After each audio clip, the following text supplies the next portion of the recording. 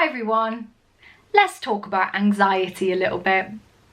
Okay, first of all, experiencing anxiety is rubbish, okay? And all the things that, all the physical manifestations of anxiety, like panic attacks and all of that kind of stuff, rubbish, like really rubbish. I've experienced all of them and they're not fun. Now, in terms of being an anxious person or not, there is a certain genetic component to that. There is a certain amount of, if your parents were anxious people, you might be experiencing that. Plus also if you were taught to be anxious as a child, subconsciously, not that your parents were like, hey, let's be anxious today. If you were taught that because of how they behaved, there is certain genetic sort of factors that impact whether we are anxious or not. However, there is some stuff that we can control as well. So we're going to talk about that stuff. But first of all, before we go any further, I wanted to say that when I talk about anxiety or any kind of self-development type stuff, there is always going to be somebody that gets triggered or offended by something that I say. And so I hope that you will watch this with the mindset of everything that I'm saying and talking about is never, ever, ever to minimize what you feel. Of course it's not, because when somebody is feeling anxious and fearful and worried, it's the worst. Like, I'm not minimizing that. I would never do that. The way that I talk, the way that I deliver my version of self-development is what we're going to call a love punch. So sometimes it's going to feel like a punch in the gut and it might shake your concept of what is, you know, what your version of your world is, and that's okay. It's always done with the idea of being able to offer you some versions of some kind of help, some kind of ideas, some kind of tools and tricks to be able to work through some of the stuff that you're feeling. So get that out there at the beginning. Anxiety is a very important thing that we need as part of our life. So if we didn't have anxiety, let's just play this out. If we were never anxious about anything and our brain didn't switch on the, whoa, this could be dangerous button, which sometimes gets switched on when we don't need it. But let's say we didn't have anxiety, what might we do? Well, we might walk out into the road and get knocked down by a car. We might pet a bear. Then where would we be? Anxiety is a very useful tool. If we didn't feel anxious, we wouldn't study for that test. If I didn't feel anxious at times, I would be, I don't know, late for something. I wouldn't have considered. Today I went on a live stream in my Facebook group to quite a lot of people. There's 1,800 people in the group, I think. If I didn't feel any level of anxiety, I wouldn't have prepared for that. And then where would I be? I would be bumbling, fumbling and not getting it right. I mean, I might still have done that a little bit as well, but I would certainly not have felt as prepared. Anxiety is a useful tool in many ways. Sometimes though, it gets a bit of a grip of us, and as I said, that anxiety switch gets switched on when it doesn't need to be, when you just want to go to the shop, when you wanted to go out on a night out with your friends, when you've got to make a phone call, and it's not really switched on to the right level when you need it. There is no secret sauce to not having anxiety, because as we said, it's an important tool. There is no X plus Y equals Z when it comes to this stuff. It's about learning to walk through things. It's about learning what triggers you, what things are needed at what time, and what you find beneficial. But learning about it and learning lots of these tools is going to help you massively. Now, what's going to fuel anxiety is this, and a lot of us do this. We're all guilty of doing this. What the fuel to the fire of anxiety is avoidance, right?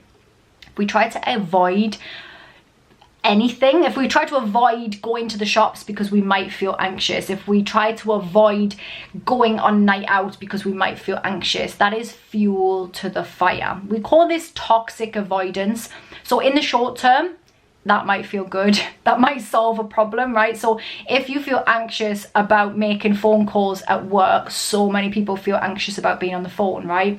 In fact, I would say that I don't particularly like making phone calls. I think it's because I'm a visual person and I like reading body language, and so maybe there's that. I don't know. So I hear you if you're on that spectrum of not really wanting to make a phone call. But let's say that's part of your job, but you try to avoid doing it because you just think you might not be able to do it right, or you might say the wrong thing, or you know, your head will go fuzzy and you'll have a panic attack, right? So you avoid doing it. In the short term, you don't have to answer the phone, so you don't feel the anxiety. But that doesn't mean that the anxiety is not there. The anxiety is there bubbling under the surface because you're terrified that at some point you're going to have to make the phone call. At some point you're going to have to answer the phone. At some point you're going to do a different job where you just have to and you're forced to and you haven't practiced it.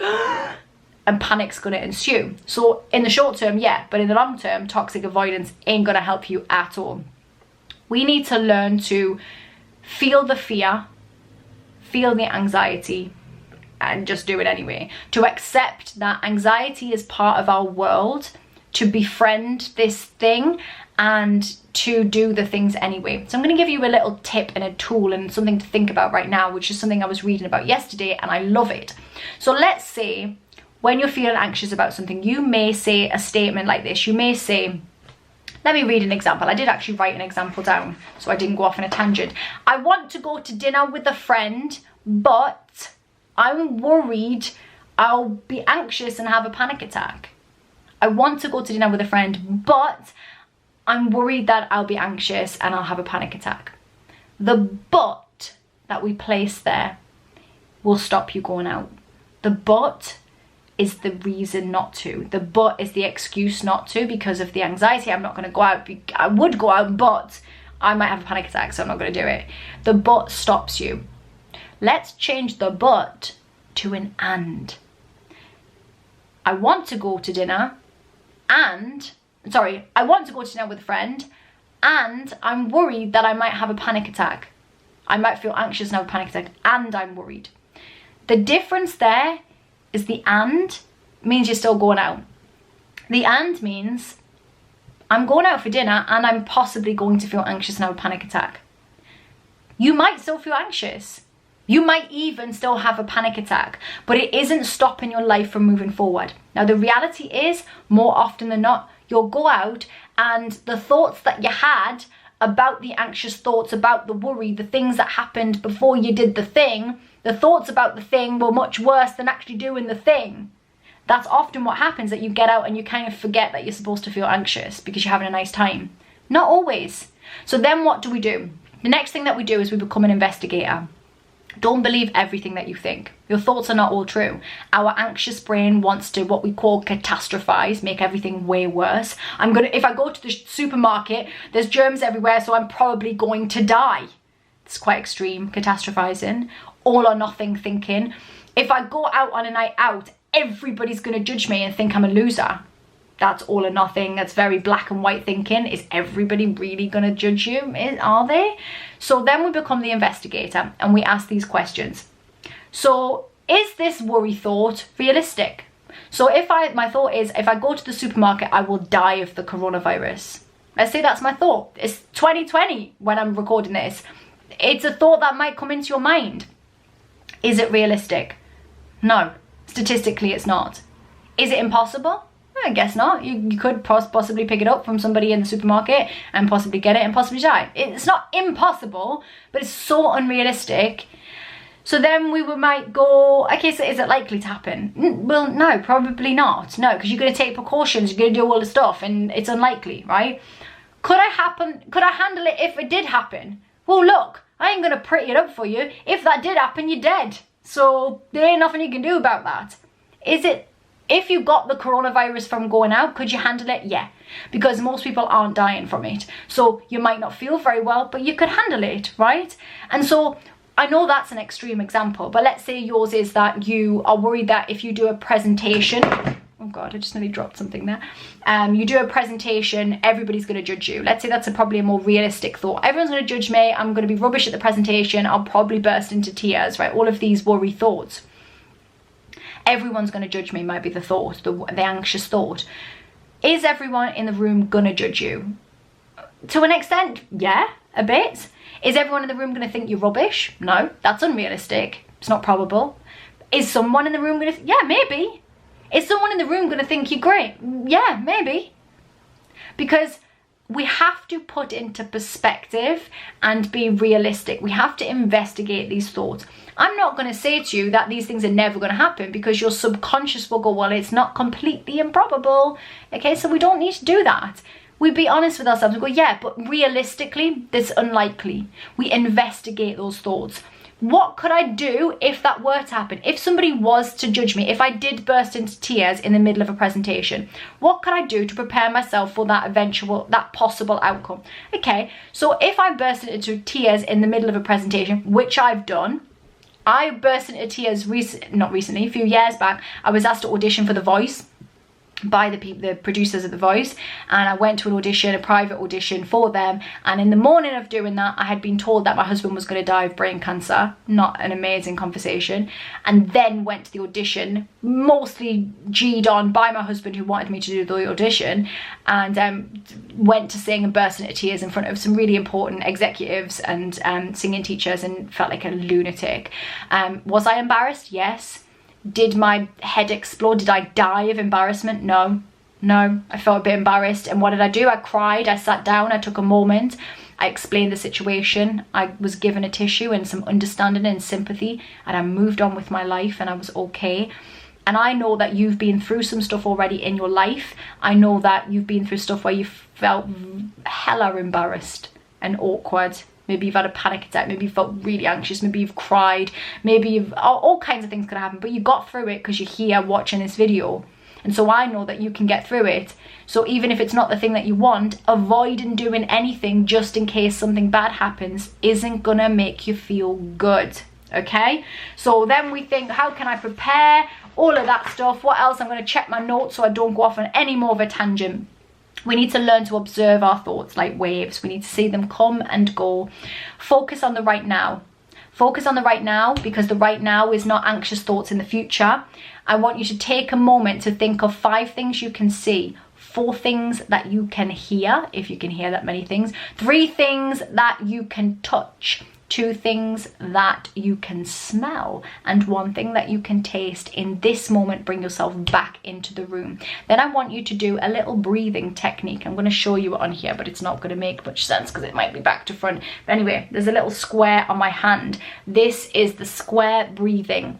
Breathe in for 4, hold for 4, breathe out for 4, hold for 4, and go round. The reason we calm our breathing, it's because when we're anxious, we breathe really high up in our chest. The anxious breathing creates all this blood pumping around our body. It makes our brain feel like we're under attack. So we breathe all anxious, and then we feel anxious, and cortisol gets pumped through our adrenaline, pumped through our veins, and we feel even worse. So calming our breathing.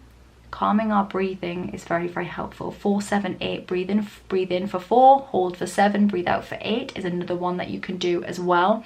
And lastly, I want you to place your feet firmly on the ground. Even better if you've got bare feet. Place them firmly on the ground. Remind yourself that the floor is solid. You are here, you are in this moment. And I want you to say this affirmation out loud to yourself. If people are with you, it doesn't matter. Just do it. I dare you. Your affirmation is this: I am in complete control and exactly where I'm meant to be. I am in complete control and exactly where I'm meant to be. Remind yourself that you cannot avoid anxiety. Anxiety is something that we will all experience, but remind yourself that you are in control, that you decide how this stuff is going to run. I hope this has helped. I hope this has given you food for thought. 2020 has been one hell of a year, but let's end it with an amazing, and let's end it on a high. Let's end it with good stuff. Let's learn to get on top of this kind of stuff. If you are interested in working through this further, I have launched the You Got This Academy, a 6-week coaching program with me, where we will be going from all the fear to getting clear. I will put links for this below. It starts on the 30th of October. You are invited, your friends are invited. Tag those people that you think will benefit from this, and I will see you in there, or I will just see you on here. Jump in the comments, say hello, let me know that you are here. Subscribe to this channel if you are not already, and I'm sending you lots of love because you're watching this because you've clearly been feeling anxious. So I'm sending you loads and loads of love, and I'll speak to you all soon. Peace. Take me out to California.